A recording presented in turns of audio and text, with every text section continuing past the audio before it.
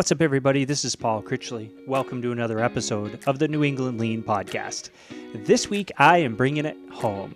And by home, I mean my home, the great state of Maine. A lot of times people think Maine, they think lobster, obviously. They think long, cold, hard winters, which sometimes can be true.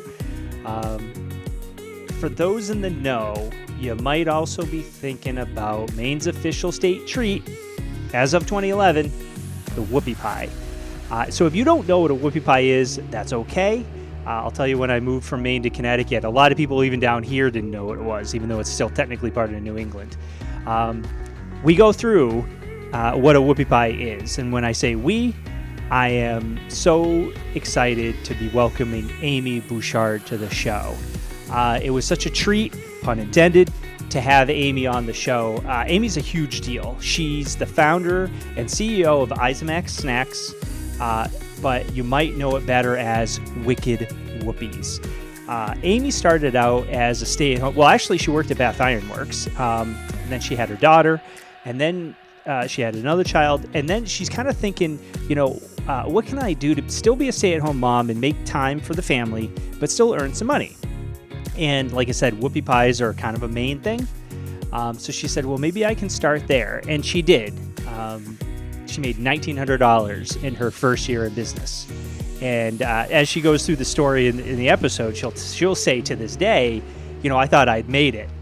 Well, sales now are well into the millions. And she got her big break when none other than the Oprah featured her treats on their show. And from there, Good Morning America, the New York Times, and it exploded. And anybody talks about Whoopie Pies, they talk about Amy Bouchard, especially if you're from Maine. We couldn't be prouder of her, honestly. And she's gotten written up, you name it, and she's been written up in either a magazine or a radio show or television. And that's why when I reached out, I was pretty sure she's going to be like, who are you and what are you all about? But you know what? She was totally cool. She's like, that would be so much fun. I've never done a podcast before. So she came on the show, and it was a blast. She's so much fun to talk to. And I'm happy to say I have a new friend. So I hope you get something from the episode. As always, I hope you'll like it. This is not our typical episode. Amy really walks through how she built the business, really from her kitchen, literally from her kitchen, into what it is today, and all of the growing pains sort of that come along with that. And certainly for those of us who are, as lean practitioners, we have that conversation a lot. What worked before might not work today. And that's really, PDCA and learning, and maybe things worked great 5 or 10 years ago, but maybe the business is different today. And that's certainly what happened with Wicked Whoopies and Amy Bouchard. So give it a listen. Thanks for tuning in. I hope you have a great week. We'll talk to you real soon. All right, welcome to the New England Lean Podcast. As I mentioned in the intro, I'm honored to have today Amy Bouchard. Amy, how are you? Great. How are you, Paul? I'm doing okay. Not as good as you. I'm stuck down here in Connecticut. Oh, you are you? I'm a Mainer living in exile. Oh, right? No. You got to get back over here to Maine. I know, right? Does it still say, I haven't been back lately. Does it still say the way life should be on the sign right after the bridge? Vacation land, right? Oh, the way life should be. I think it does. I get Maine and New Hampshire confused. Well, they're basically this. They're pretty close, right? But I know we're vacation land. No kidding, right? That's right. So, Amy, I read your intro, in the intro. But I guess let's start at the easiest thing, which we have a lot of listeners, and they're from all over the place in the globe. Not everybody knows what a Whoopie Pie is. So, could you maybe describe that for everyone? Yes. A Whoopie Pie is 2 round pieces of cake, kind of like that. Actually, I just so happen to have some Whoopie Pies right here because we're making peanut butter Whoopie Pies today. Nice. So I don't know. Can you see? There you go. Nice. And actually right behind me. So it's 2 round pieces of cake, kind of like, a cookie, this shape of a cookie, or a hamburger, some people like to say. And then you have your frosting in the middle. We call it our fluffy filling. So for people that don't know what a whoopie pie is, I love to say it's like an inside out cupcake. So you have your cake on the outside and then your frosting in the middle. And it's so wicked yummy because it's kind of like that fun food. It's the ultimate fun food. You get to be like a kid again. It makes you feel like a kid again because you're eating something with your hands. You know, there's no like cutting this with a fork and knife. Right. So you can if you want to, but I highly recommend, you know, just dig in with your hands. Yeah. I mean, that's the right way to do it. And that's where, you know, I think I told you when I emailed you at first, that's my mom was a huge baker. And every once in a while she would make whoopie pies. And it was always a good day because, I mean, obviously she makes the best ones ever. Yeah, So, that's right. All moms make the best. Right. Yep. For sure. But it's funny that you mentioned because I use the hamburger analogy when I describe to people because down here in Connecticut, whoopie pies aren't much of a thing. Yeah. So when I first moved here 20 some odd years ago, I would, every once in a while I'd bring it up and people are like, what are you talking about? Like, I don't even know what this thing is. A whoopie. Like, Right. So it's just fun to say too. Whoopie. Right. Yeah, right. So, and clearly I don't even have to ask you where you land on whether Maine or Pennsylvania invented these things, right? Right. Well, you know, I mean, obviously there's that big debate, you know, between Maine and Pennsylvania. And I kind of feel that who cares if they came from Mars? You know, they are like the ultimate fun food. They make you happy. They're, you know, a whoopie pie is there for you when you're happy, you're sad, you're rich, you're poor. You know, it doesn't matter who you are or what you're doing. A whoopie pie is always going to make a better day. But if it really comes down to it, yeah, I would say, you know, I mean, Mainers, we claim that whoopie pie as our own. That is our thing. Yes. And it actually is the official state treat. Did you know that? I did, but I bet you a lot of people didn't. Yes. So it is the state dessert is the blueberry pie and the state treat is the whoopie pie. So actually I trademarked Maine's official treat is so much fun to eat. And so we put that on everything. So we kind of think that in our way of thinking is, you know, the Wicked Whoopie is the main, you know, is the treat, is the ultimate treat. And my goal is for everybody in the universe to have a Wicked Whoopie. Nice. Hopefully before I die. Well, I've had my fair share. And actually, I'll tell you, my mother-in-law a few years ago for my birthday bought one of your big ones. Oh, the 5-pounders. Yes. And I'm like, it was like basically my birthday cake. Yep. Oh, that's awesome. So it didn't last very long. I'll be honest. It took a little while to eat too, right? Not as long as you think. It was like, it's almost like Girl Scout cookies. It's always like, I'm going to ration this out. And no, it's, you know, it was gone much, but that's why I run. Like you see these medals and stuff behind me. I run obstacle course races. I have to because well, otherwise it's, you know, it wouldn't end well. But you're right. The Girl Scout cookie is like 2 sleeves in a box. And to me, that's 2 servings. So one sleeve is 1 serving. Right. Exactly. Yeah. So Amy, talk to us. So you started out kind of, I think where a lot of folks start out. And that's why I was so excited to have you on. Well, one of the reasons is because in my world, I'm an engineer. And I've been in operations my whole life. And we have some folks that do food, you know, and FDA and all that kind of fun stuff. So I know a little bit about your business, but a lot of times people struggle when they start dealing with lean and leadership and ops management, and they're not exactly sure where to turn. So I know you started right out of your kitchen, right? Yeah. And now you've grown in and it's kind of exploded. So I was curious if you could just walk the audience through kind of how you started, how you came up with the idea and what was going on and kind of what happened then. Well, I started out of my house and I baked for 2 years. So I was a stay-at-home mom at the time and I had an 18-month-old. I love to bake and I wanted to have some kind of a business because I obviously need to earn an income.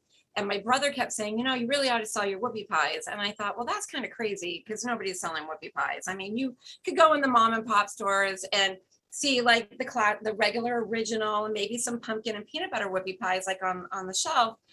And I had been baking since I was a teenager. So I knew I made a really good whoopie pie. And every time I made them, they would just make people so happy and they would disappear very quickly. So I thought about it and I thought, well, maybe my brother has something here. But I had no business experience whatsoever, very clueless. So I started researching, and back then there was no internet. You couldn't go on the computer, So I would have to go to the library, and I remember like flipping through the Thomas Registry and all of that to get any kind of information that I could get. I finally was able to get a license to bake out of the house through the Department of Agriculture in Augusta. So, but I had to learn as I was going, because I was going to the grocery store. Like I would go to Hannaford and Shaw's, to the supermarkets, and buy like the 5-pound bag of flour, the 5-pound bag of sugar, the little tiny thing of Hershey cocoa. And so all the things that, home bakers, buy at the grocery store. So I thought, I'm making these whoopie pie. When I finally was selling them, I'm like, oh, I'm making all this money. I'm getting $12 every time I go to the store.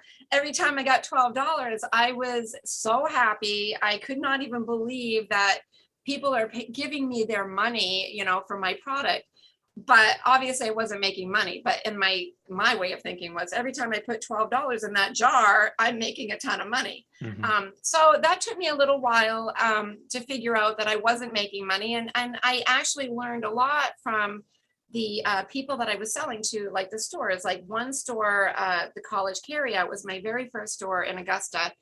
And I looked through the yellow pages in the phone book, found him, and thought, wow, a store called the College Carryout, they've got to be right next door to a college. So all these kids are just going to flock to the store and buy my Whoopie Pies. Well, he's got a great store, but it's not right next door to a college. Mm-hmm. And so, but he was great. He was the one that really showed me how to write out receipts and, and keep track of that, and the profit margins that he had to make and what I should be making.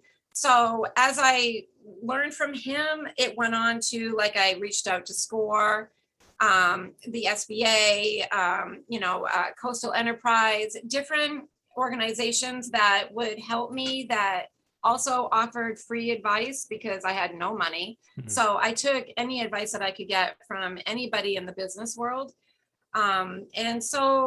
And when I baked out of the house for those 2 years, it just started exploding.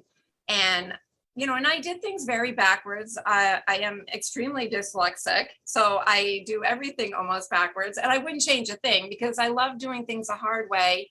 And then the other stuff, the easy stuff, it's kind of like, oh my word, why didn't I do that from the beginning? But at least I got the hard stuff out of the way now. But I realized after 2 years that it was taking over the house, and it was just like, it was a whoopie explosion. Mm-hmm. My dining room was my packaging room, and I lifted up the dining room table like on these blocks, and I do all my packaging there. Then I turned my den into my bakery because I outgrew the kitchen. So I thought it got to the point where it was either I continue doing this or I would have to stop. And I did not want to stop because I knew I had something. I was making a lot of people happy. And then when I moved out of the house, then it's like, that's a whole different ball game. It's like starting over again when you move into a commercial space. So that was interesting. Yep. And would you like me to continue on and tell you about that? Yeah. So, I mean, and that's, so in our line of work, we have a lot of manufacturers and they make a whole bunch of different things, yeah. And it's very similar. And because we have, we have clients, all through mostly New England. We have actually one in North Carolina, but, we're all, I think, if I may generalize for a second, we're all cut from a similar cloth. We're all thrifty New Englanders, right? We're going to, especially Mainers, we're going to, there's no way around but through.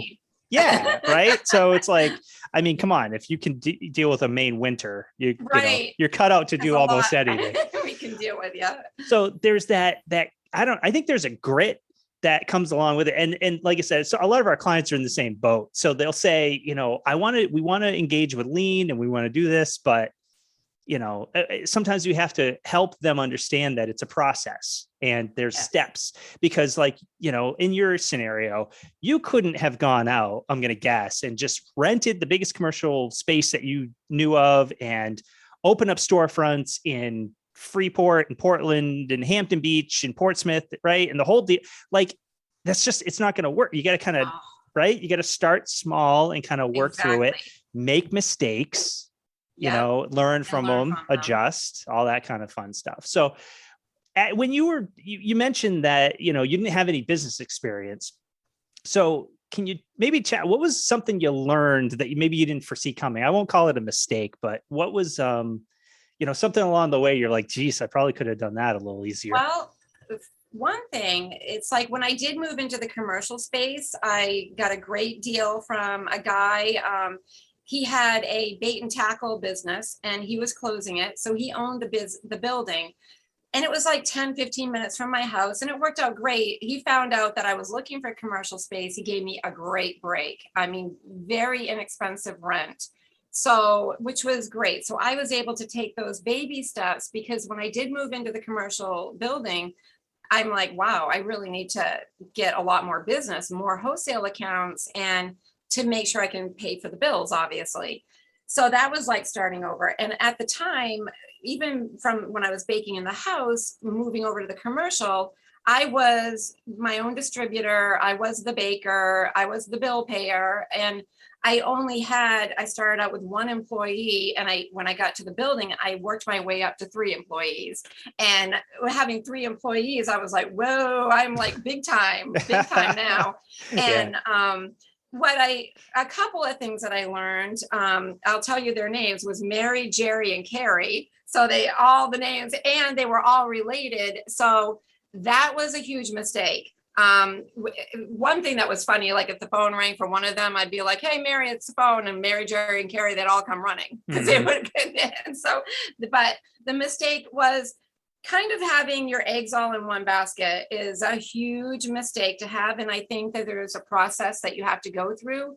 So I learned that, you know, you don't hire the mother, the daughter, the cousin, and the aunt and all of that. You know, you have to kind of spread out, you know, and hire many different people from many different areas with many different experiences, or no experience at all, somebody that's willing to learn.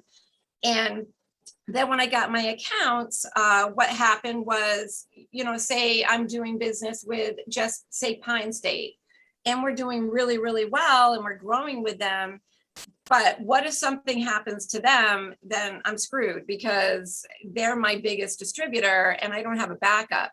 So, and then I also needed to learn about territories. Like back then, it was kind of like the old-fashioned milkman was still around. And, you know, 27 years ago, really, the milkman wasn't driving the truck and delivering the milk anymore. But there were a lot of independent distributors that were like the old-fashioned milkman.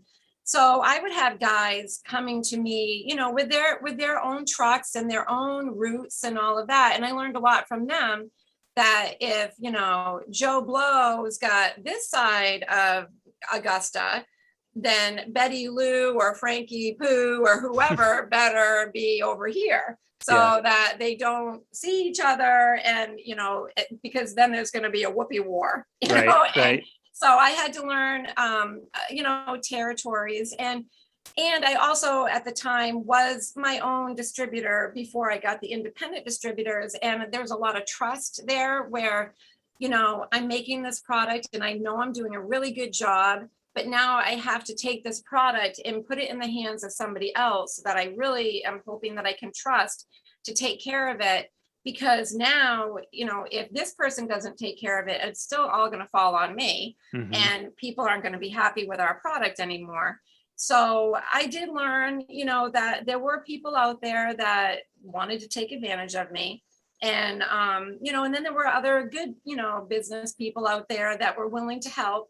So you know, there was that process of, you know, I can't believe that, you know, somebody would screw me over, you know, and, you know, but then you learn from it, and it does make you a much better and stronger business person, and what to look out for. So I think that one of the biggest things is to definitely not grow too fast and have your eggs all in one basket. And I really feel that I took a lot of baby steps, and we could have grown a lot faster. But I think that if we did, we would have been setting ourselves up for failure.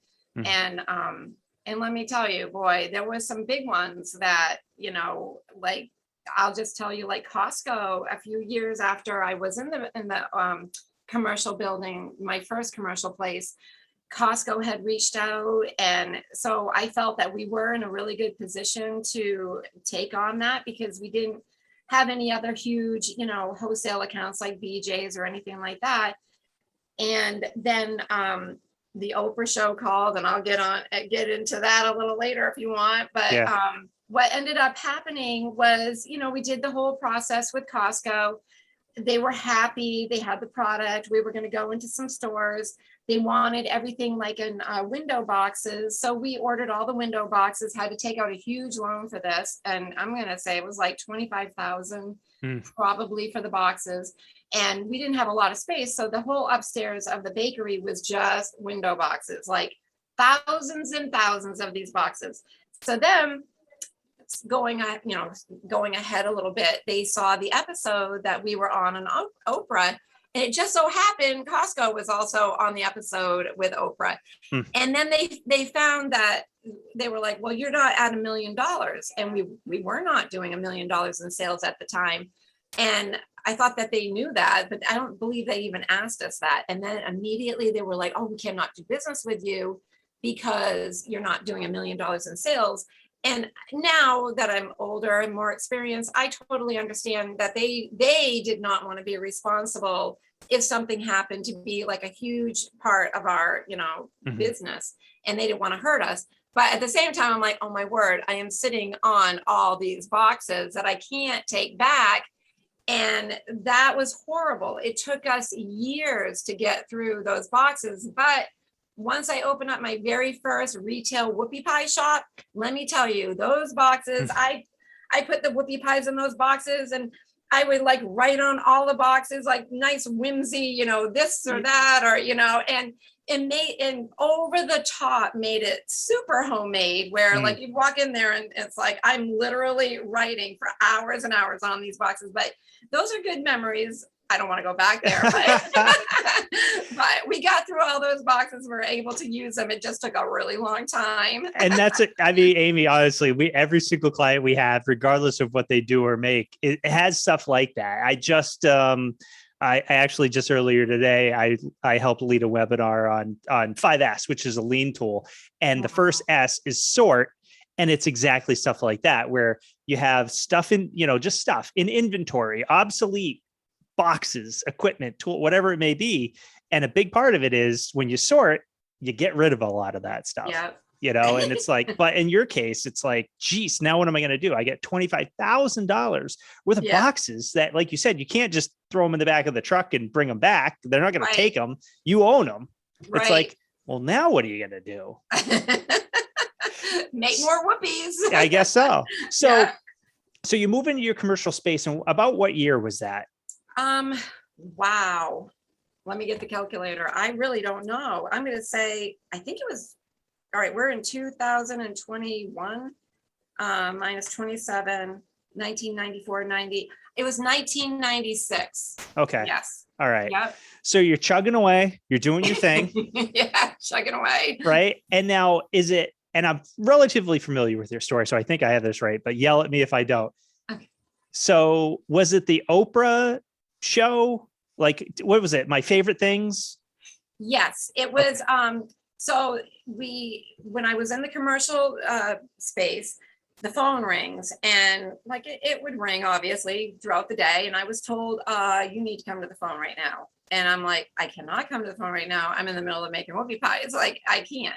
So then the person covers the phone and says, you don't understand. You need to come to the phone, because they explained it was Oprah. And Oprah's on the phone. And when Oprah calls, you got to take it. Right. But you know what? I was still like, no. So I'm out back, and I'm thinking, why in the world would Oprah magazine be soliciting? I thought they were trying to get a subscription to the Oprah magazine. So I was like, I'm sorry, I cannot come to the phone right now.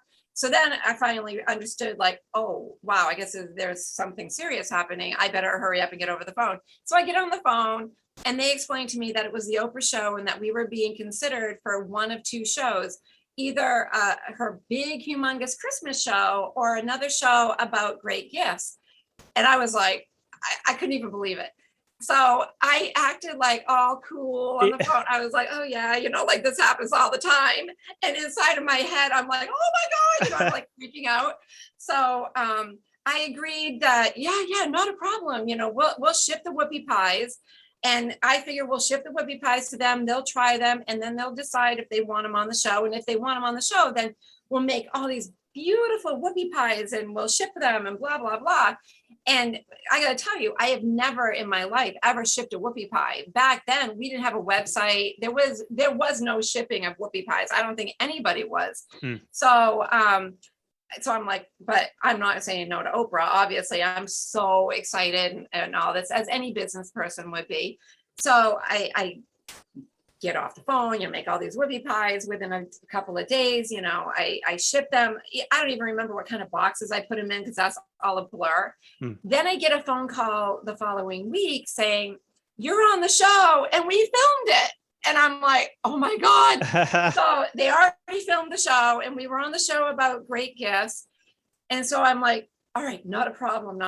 This is going to be awesome. And the show is going to air right before Thanksgiving. So it actually was a beautiful thing for us because it actually was a bonus to be on the show in November versus December, because people start, obviously around Thanksgiving to start Christmas shopping. But Oprah's website was such a huge, big deal back then, where there wasn't websites like her website. There wasn't a lot of them. And when Oprah said, I like this or I like that, a lot of people were like, I like it too. Or everybody else wants to try whatever Oprah's trying. So she put our Whoopie Pies on her website as a great gift for Christmas also. And then as time went on, when December hit, it looked like actually that we were on that big Christmas show.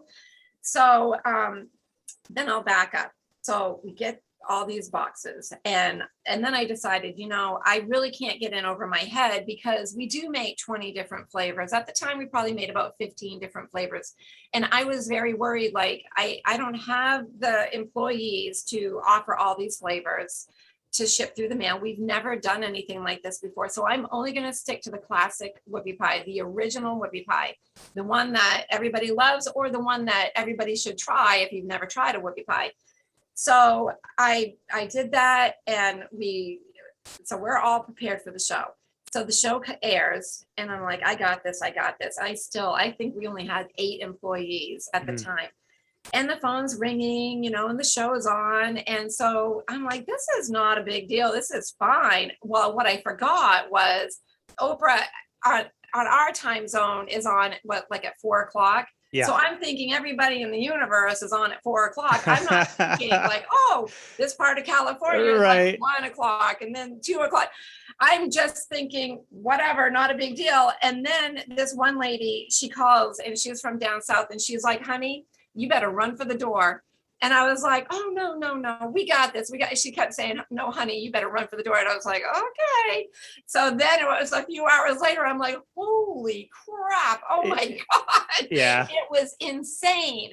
And, so that, I think what ends up really happening, now you have this huge responsibility to do a really good job. I don't want to disappoint anybody. I want to make sure that, we really, really do a great job.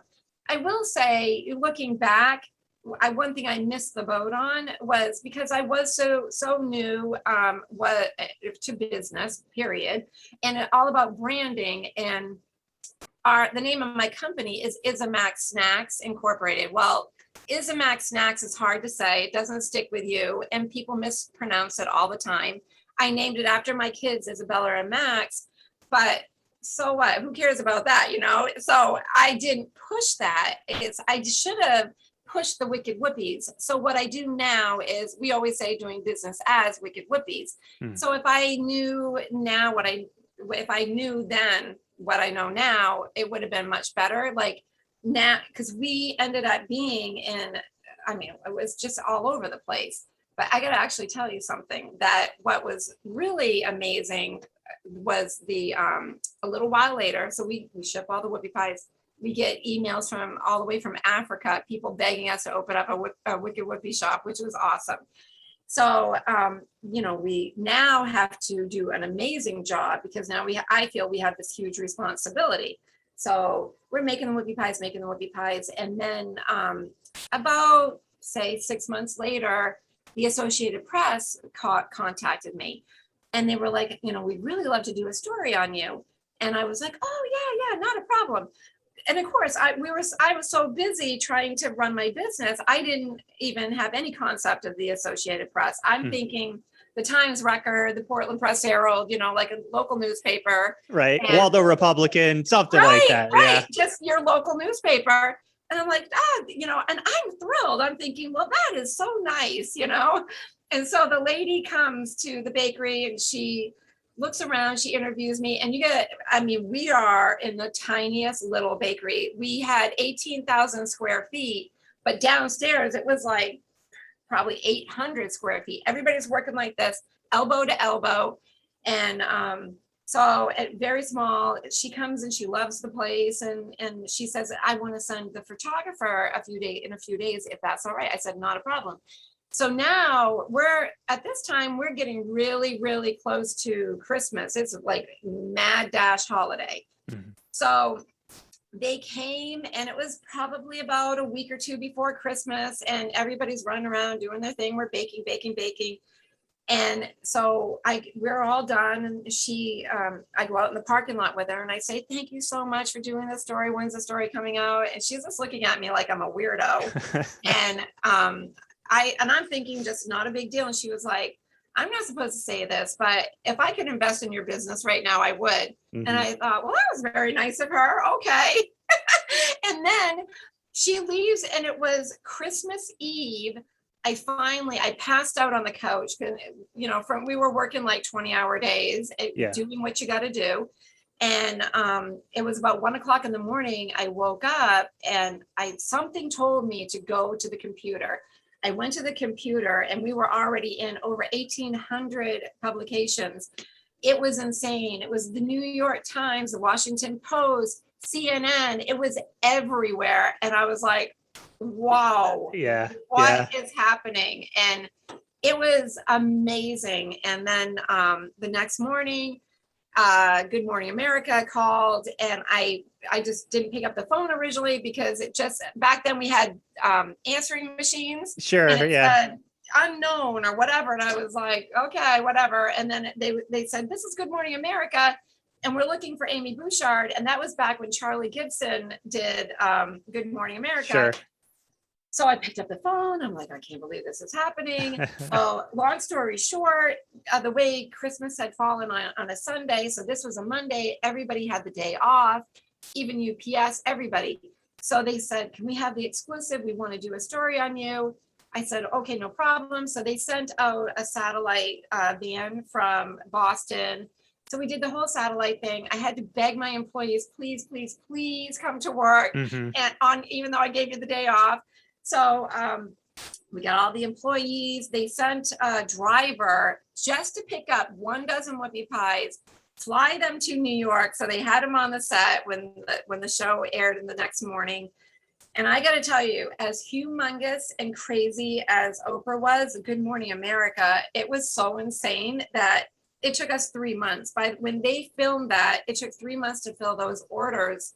And that was another like massive learning experience where it's, again, a huge responsibility. I think when you get that much exposure, people now, they trust you and they're like, if all these people like you and you're getting all this recognition, then you're already way up here. Right. And you got to do the best you can to maintain that. Mm-hmm. And that's a lot of pressure, right? Because it's a lot of pressure. And that's, again, when I look at different industries, there you have to pivot. Like we've all just kind of gone through COVID, not that it looks like, we're in the mix of the Delta variant or whatever, but you have to pivot, right? And in your case, you had to pivot up because, like I said, you're at your commercial space, you've got 8 employees, you're chugging along, it's the mid-90s and life is great.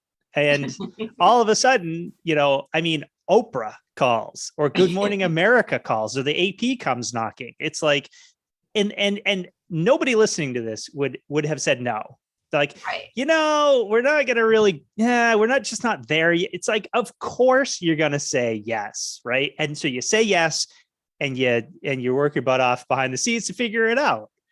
Right. So you got to pivot, and like my analogy is when COVID hit, a lot of, I had to, in our business, a lot of our clients had to pivot, is it triple P loans? Is it emergency, the EIDL, right? From the SBA, those, the economic impact disaster loan, all that stuff.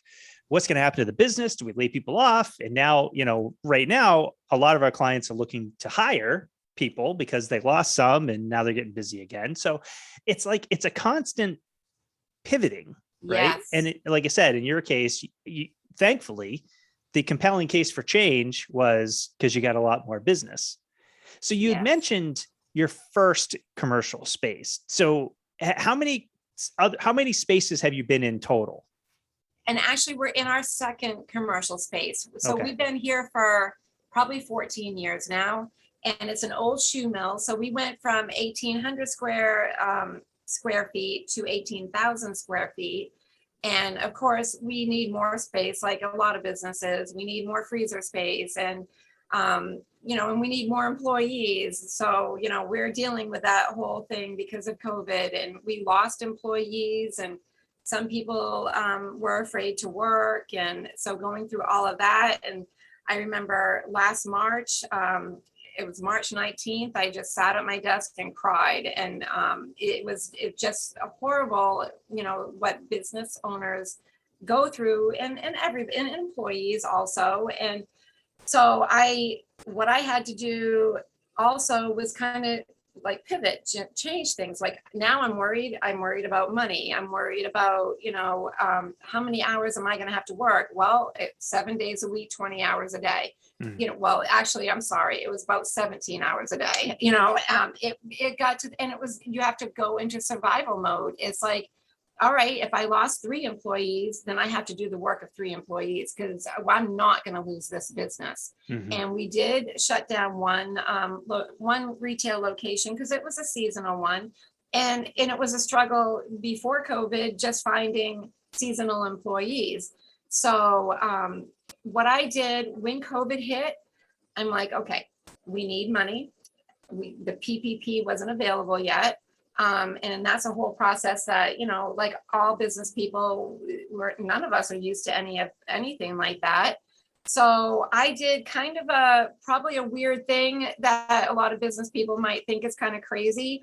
I put everything that we do on our website for 50% off. And because it was also my way of saying thank you to everybody. Like now everybody needs to order online. They're ordering their food online. And we are a comfort food, and we're something that does make a lot of people happy.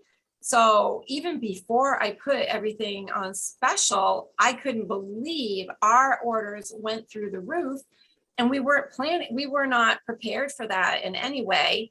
And then once we kind of got a feel for what was going on, then I put everything for 50% off because I knew there was so many people out there that didn't have jobs, that didn't have an income. And I wanted to show people, thank you so much for supporting us all these years. And now I want to make it easier for you. We can't control how much shipping costs, and shipping is through the roof, especially when you ship, food. So we couldn't discount that. But the one thing I could discount was our Whoopie Pies. And I felt like now our country is my wholesaler. Like I'm wholesaling to anybody that wants our Whoopies. And so it's kind of like doing things in volume. Now there's so many places that went out of business, so many markets that were going out of business. So then our sales are kind of going down. So now if I can offer to everybody at a discount, and we did it for months and months. And I also gave away free Whoopie Pies. I gave away every single week. We would give about 100 gift boxes away to random winners. And every Wednesday I've been doing for about 10 years now is Wicked Whoopie Wednesday. So when you go to our Facebook page, every Wednesday is Wicked Whoopie Wednesday. We pick random winners to receive a dozen Whoopie Pies. and we ship them so that they can enjoy them for free. And so that created such a massive buzz of happiness. It was so incredible that every day that was something to look forward to see that there's so much bad and sadness going on, that our Whoopie Pies are just like a powerhouse of happiness. So that was also such a great thing. So, you know, and then it was obviously very helpful when we got the PPP and all of that, and going through all of that is just, and even now, everything that we're going through, it's like, it's a roller coaster, but you know, we're lucky that we are in business and we are not going anywhere. Good. Because I need my Whoopie Pie fix. That's right. All right, Amy. So I do like to take a little bit of a break, and I play something that is right up your alley, the wicked fun part. Okay. So if you're ready, I'm ready. I'm ready. All right. What's the funniest thing that's happened to you recently?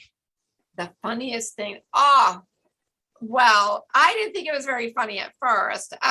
So one of the baker, he was out of work one day. He had to take the day off. So I filled in, and I'm the baker. So I'm making the batters, and it just so happened we were making red velvet Whoopie Pies that day. So the mixer is massive, you know, 140 quart mixing bowl. So I take it off the mixer, everything's fine, blah, blah, blah. And I didn't have it quite on the dolly. And so I went to push it. And so I'm going to say probably 300 pounds of red velvet batter just comes flying out of the mixing bowl, goes everywhere, all over the floor, and most of it lands on me.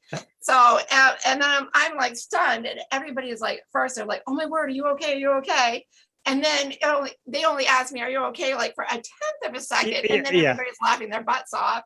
So then I'm on the floor, and I try to get up, and I felt like I was like a Lucy or a cartoon character. I get up, I fall down. I get up, I fall down. So sliding in red velvet batter is probably the one thing that everybody gets a real kick out of, and it makes me laugh now. Yeah, right. It's one of those things that but it looked like I came from a slaughterhouse, because I was pretty red. Yeah. A very similar thing happened to me. In high school, I was a dishwasher at one of the many restaurants in coastal Maine, and similar thing happened when I had to, because I used to have to whip butter. Oh. And same deal. And I'm like, you want to talk about greasy? Right. What keeps you up at night? What keeps me up at night? I'll tell you what keeps me up at night. My hot flashes. And you know, if we have like the holidays, or if we have a ton of orders to fill, they're like going around and around and around, but it's mostly the hot flashes. Yeah. That's, well, I can't claim the hot flashes. But and I also have, this is what I wear for jewelry now. I'll show you. This is my hot flash necklace. Oh, nice. 2 fans. Nice. I got to get my wife one of those. Yes, you do.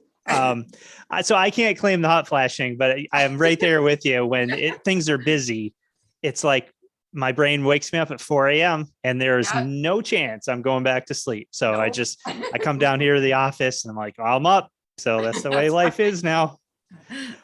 What's your favorite word? Wicked. That's right. It's a main thing. It's right. Whoopie is a second. Yeah. Well, actually, I announced a while ago, I'm writing, I co-authored a book years and years ago, but I'm finally getting around to writing my own. And the title's either going to be The Wicked Lean Leadership, or Wicked Lean Leadership, or Wicked Lean. I don't know, but I got to use wicked in there somewhere. Oh, yes, you do need to. Right. I get my Mainer card revoked if I don't use it. How about this one? Ought to be a good one for you. What profession other than your own would you like to attempt? Anything that's creative. I'd probably be an interior decorator. I love decorating, and I love taking kind of a crappy space and making it a beautiful, fun space. Nice. Nice. How about what profession would you not like to do?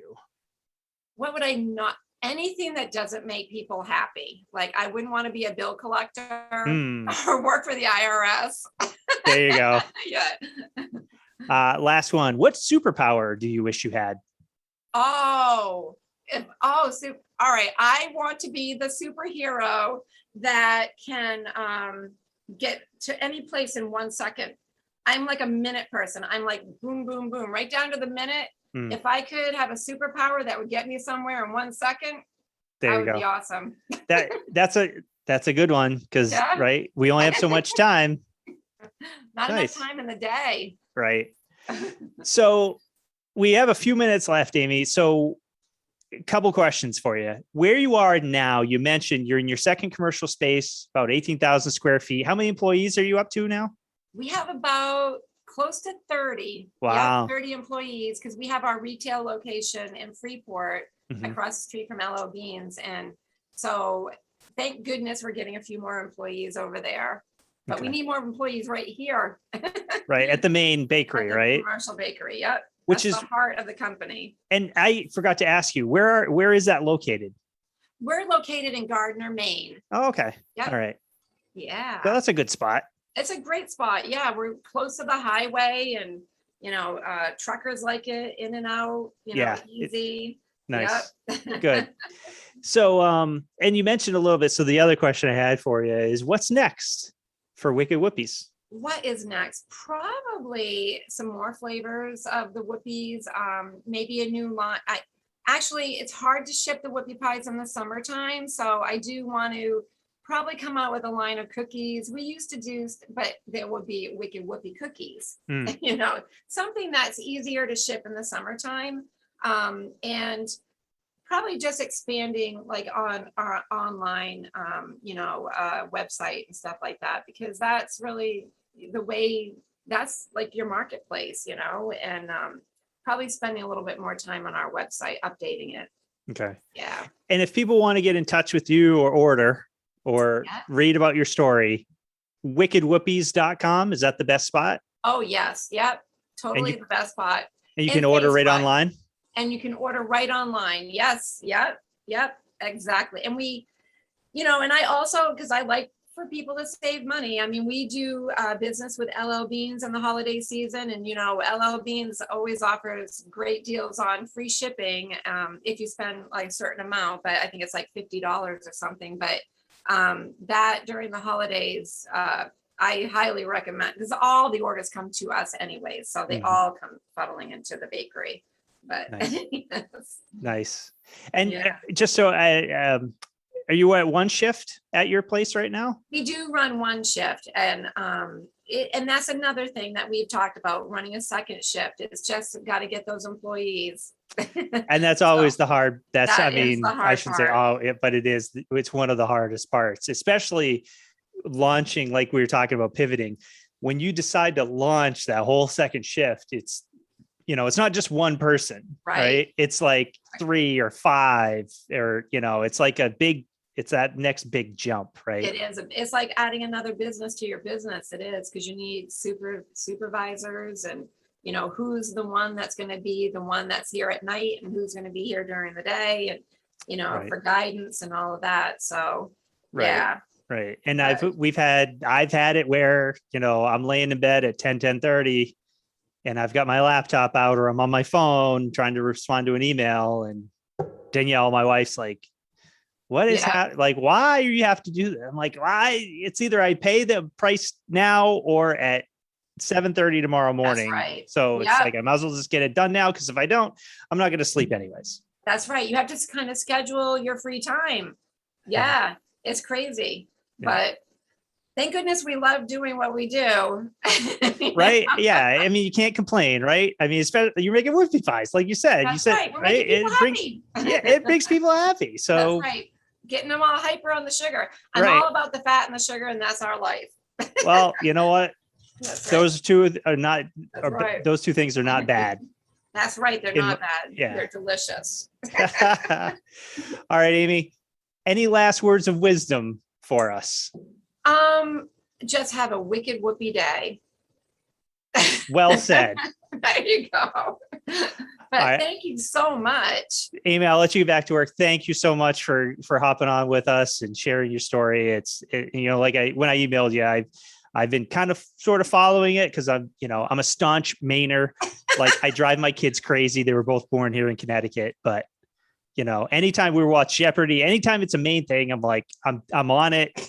I've tried to get them to watch reruns of So You Think You Know Maine. You remember that show? Oh, yeah. And that, even for me, some of that stuff, I get stumped, because I'm Yes. like, It's the origins. amazing. Yeah. When you live in a state, there's so much your state has to offer, and none of us have really a lot of time. It's like you can vacation in your own state. People pay money to go to your state, and we're here. We get to have fun and experience it. So we need to make a little bit more free time for ourselves to enjoy those little extra things in life. Mm-hmm. 100%. And I'll tell you, growing up, in the coast where I took it for granted. I didn't realize how good we had it until now. I long to be back there. I agree. I'm the same way. Well, you will come back here and get a Wicked Whoopie in person. All right. And I will hook you up. Deal. All right, Amy. Thanks again. Oh, thank you. It was nice talking with you. You too. Thanks. Bye. Bye. Hey, everybody. It's Paul. Before I let you go, I just wanted to say thanks again for listening. You've really made doing this podcast a very rewarding experience for me. I get a lot of messages from listeners. Everyone has something nice to say, which I very much appreciate. Of course, I'm always open to feedback on ways we can make it better. I mean, that's Kaizen, after all. And by no stretch do I claim to have got this all figured out. So if there's things that I could do better, please, by all means, feel free to reach out and let me know. And likewise, if there's somebody that you think would be a great guest, also let me know. There's a chance I don't know who those folks are.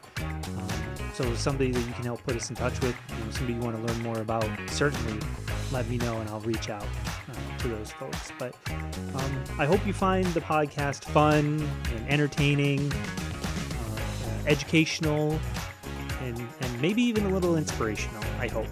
That's really what I'm going after with this whole thing. So thanks again. And one small ask, if you don't mind, if you're listening, whatever your preferred platform is, if you could just, subscribe, give us 5 stars on Apple or whatever, again, whatever platform you listen to, it helps. The algorithms like it. So if you could do that for me, I would greatly appreciate it. And we'll talk to you real soon. Thanks, everybody.